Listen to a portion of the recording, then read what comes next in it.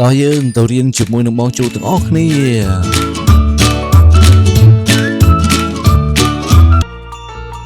អក្សរថអក្សរថថឋានីឋានីរថភ្លើងកូនស្គាល់ឋានីរថភ្លើងអត់អក្សរនេះអានថាអក្សរអីគេកូនអក្សរនេះយើងអានថាអក្សរថគឺឋានីរថភ្លើងសួស្តីកូនទាំងអស់គ្នាថ្ងៃនេះមកជួបជាមួយនឹងបងជ្រូកទៀតហើយបងជ្រូកនឹងនាំកូនទៅរៀនសរសេរអក្សរថតាមចលនានីមួយៗឲ្យបានត្រឹមត្រូវតោះឥឡូវយើងចាប់ផ្ដើមអក្សរថទាំងអស់មាន7ចលនាចលនាទី1កូនមើលចលនាទី1គឺយើងគួចពីក្រៅចូលមកក្នុងចលនាទី2ទាញពីលើចុះក្រោមចលនាទី3យើងទាញកងចលនាទី4ទាញពីក្រោមឡើងទៅលើចលនាទី5ហើយចលនាទី6គឺយើងទាញកងចលនាទី7វត្តចូលក្នុងចឹងកូនកុំភ្លេចរៀនសរសេរអក្សរថតាមចលនាជាមួយនឹងបងជ្រូកឥឡូវនេះបងជ្រូកមានខលួពណ៌បៃតងខលួទឹក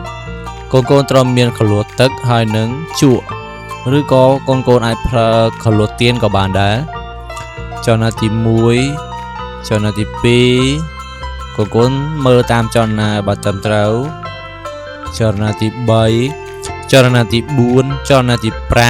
5ចលនាទី5ហើយចលនាទី6បន្តមកទៀតចលនាទី7រួចរាល់តោះកូនបន្ទាប់ពី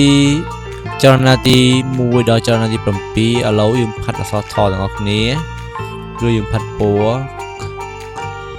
កូនស្រឡាញ់ពណ៌អីក៏បានដែរកូនស្រឡាញ់ពណ៌បៃតងដូចបងជ្រូកក៏បានពណ៌ក្រហមពណ៌លឿងពណ៌ណាក៏ពណ៌ទៅឲ្យតែសំខាន់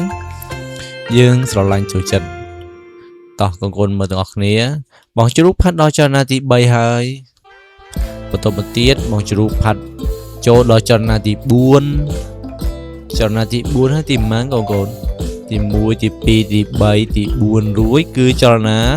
ទី5អញ្ចឹងកូនចេះរឹបលេខទាំងអស់គ្នាហើយគឺ1 2 3 4 5រហូតដល់10តែអក្សរថយើងមានតែ7ចលនាទេ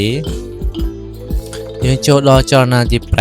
5ចលនាទី6បន្ទាប់មកទៀតគឺចលនាចុងក្រោយ6រួចគឺលេខម៉ានកូនបាទ6គឺលេខ7អ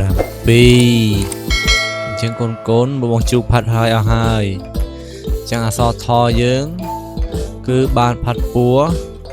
រួចរាល់អស់ហើយ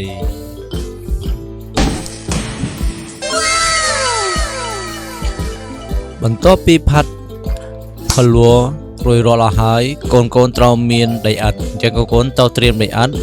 យកដីឥដ្ឋលុញឲ្យមូលបន្តមកទៀតកូនត្រូវយកដីឥដ្ឋនោះរៀនបង្កើតទៅជាអក្សរថបង្កើតអក្សរថតាមចលនានីមួយៗដែលបងជ្រូកបានរៀបរាប់អញ្ចឹងបងជ្រូកបង្កើតអក្សរថរួចរាល់ហើយកូនកុំភ្លេចបង្កើតអក្សរថជាមួយបងជ្រូកទាំងអស់គ្នាវីដេអូនេះមានតែប៉ុណ្្នឹងឯងចាំជួបគ្នានៅវីដេអូក្រោយបាយបាយកុំភ្លេចចុច Subscribe បងជ្រូកទាំងអស់គ្នាផងណា